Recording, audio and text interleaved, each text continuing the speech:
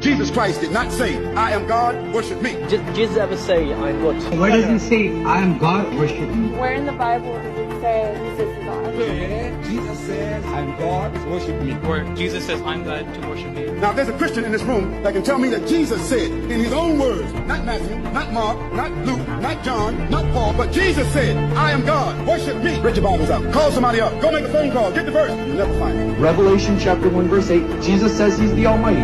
John chapter 8 verse 58, Jesus says, before Abraham was, I am. John chapter 10 verse 30, Jesus says, I and the Father are one. If somebody says they're God, there's no need to say worship me because God already is implied to be worshipped. Once again, no misunderstanding, the Jews pick up stones to stone him for blasphemy. So stop listening to Zakir Naik and Ahmed Didat. Stop listening to these clowns of Satan teaching you with their poison and putting it in your brain. Thomas hits the floor and said, my Lord and my God. And